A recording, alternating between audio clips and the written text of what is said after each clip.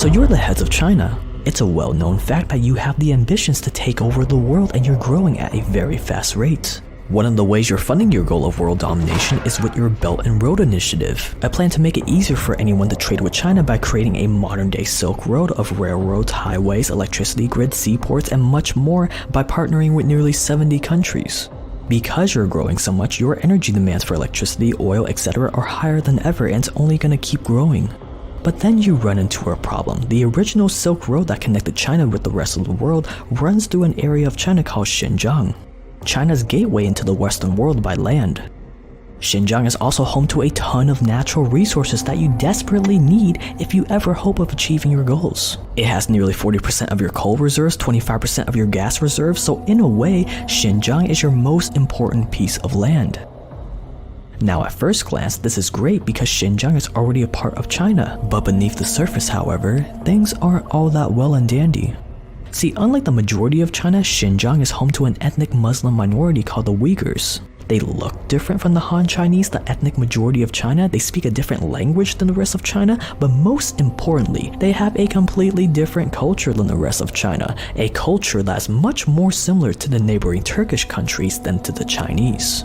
Now you're not dumb, you know that a society's culture is the root of everything. The Chinese culture that you've worked so hard to maintain is what allows you to rule over your plebs in the first place. But then comes along these disloyal outsiders with a completely different culture that threatens your entire scheme. If this minority doesn't feel like they're a part of Chinese culture, they could become separatists and want to form their own independent nation like they have in the past, effectively throwing a giant monkey wrench into your plans by taking control of your most important piece of territory. And the central government has long regarded this ethnic minority community, predominantly Uyghurs, as disloyal. So it's pretty safe to say that if you don't do something about this little issue we have here, everything falls apart. You need to crush the Uyghurs' alien culture. You need to brainwash them into being dependent on the ruling class. Коммунистік партия кем ғой? Коммунистік партия ғана маған өмір сүрудің жолын үйретіп отыр екен ғой. You need to make them Chinese.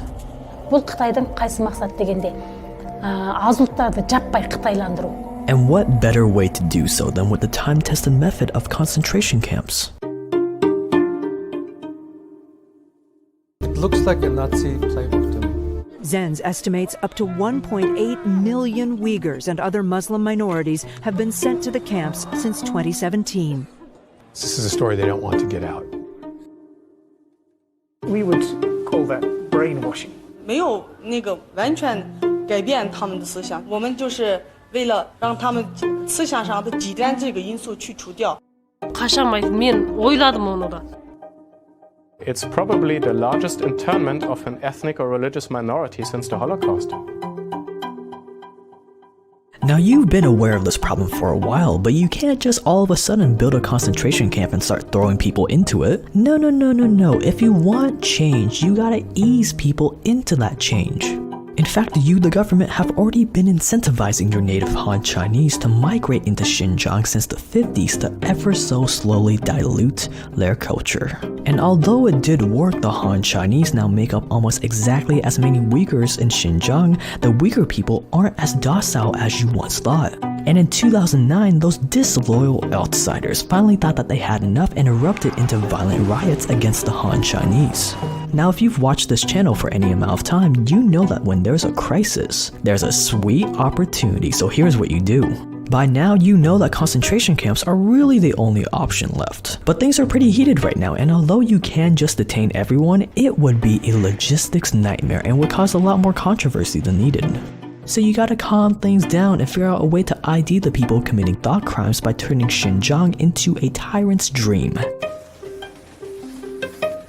You cry like these people are extremists, that they're infected with religious extremism, and that you need to flood the city with police and 24-hour surveillance to keep the peace. Now, whether or not there's any truth to this, it doesn't matter. It's all part of the plan. Have police stations, guards, and armored vehicles on every corner. Condition and exhaust everyone by making them go through security checkpoints for each and every aspect of their daily lives. To be in Xinjiang means being checked every day, multiple times a day. When you go to a market, when you drive a car, when you take a train.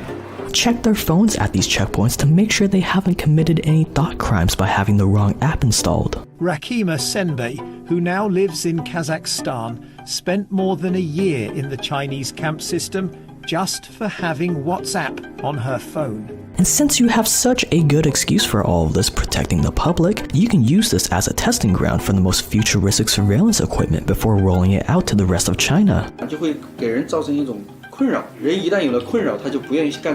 Meaning you can easily make the lives of dissenters and minorities very difficult. Residents have different levels of freedom based on factors like ethnicity and religious practices. You can prevent retaliation by tying the purchase of kitchen knives to people's IDs by laser etching a QR code on the potential weapon. But most importantly, you can use this stateless police presence to categorize people as safe, regular, or unsafe. There are a few ways you can do this. You can force everyone to fill out surveys about themselves and their beliefs. When that doesn't work, you can just rely on analyzing people's movements on surveillance cameras with AI to see who's walking too fast, who's parked in the wrong spot, who jaywalked. And of course, you can rely on just good old-fashioned police intuition.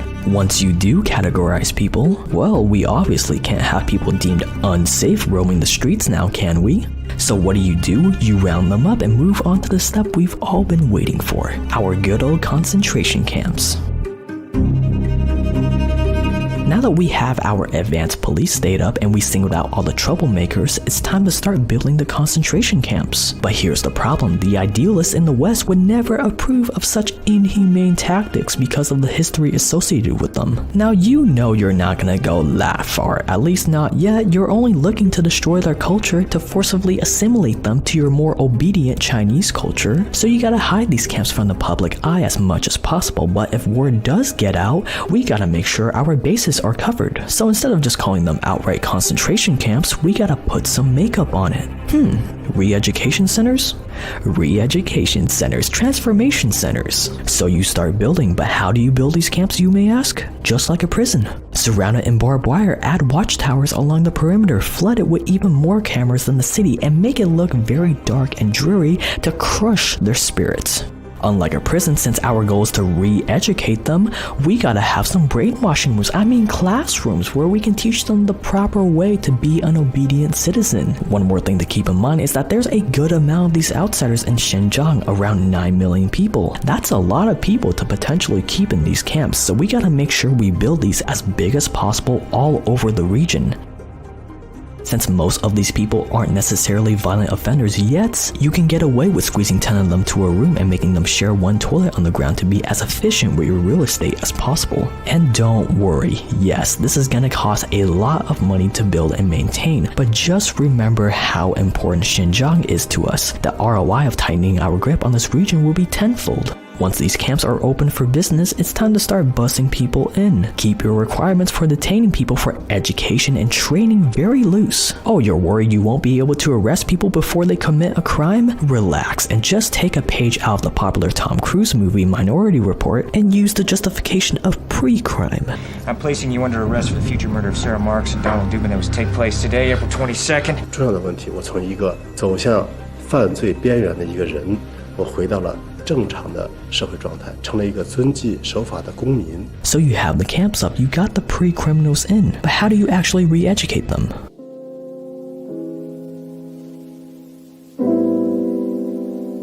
We basically want to turn these prisoners into docile, obedient, and loyal citizens, which entails making sure we break their spirit to prevent any retaliation or extremism and assimilating them into our culture. You gotta break them.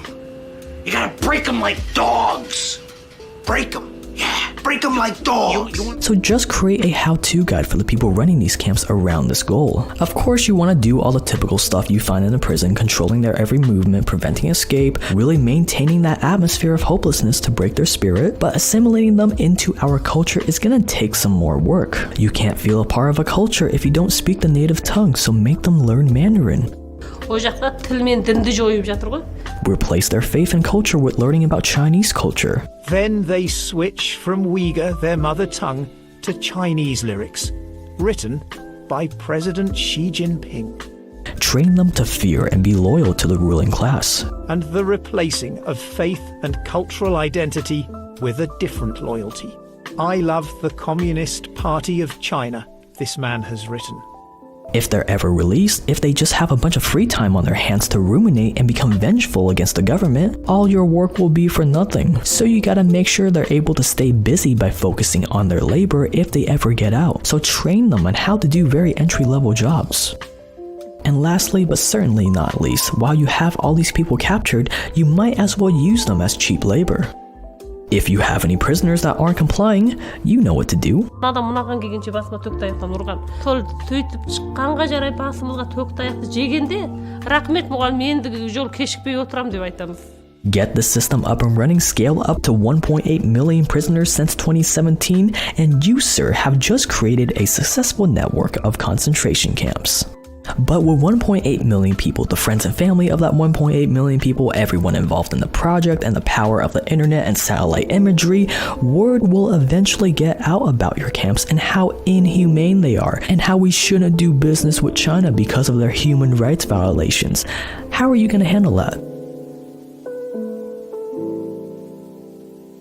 Now obviously, we don't care about what the world thinks about us, but we can't afford to lose any business, so once word does get out, you gotta suck up your pride and control the narrative. At first, see if you can just delete and deny away any evidence from the internet. As soon as we began to document the re-education centers, there was Chinese government officials deleting what we were finding. If that doesn't work and the story starts picking up traction around the world, it's time to take a page out of your neighbor's playbook, North Korea, and put on a show. Select one of the camps you built to act as a showpiece for the world. Get rid of those Orwellian watchtowers, slap on a new coat of paint, and add in some recreational stuff. Only keep your best, most re-educated prisoners there and move the rest to other camps.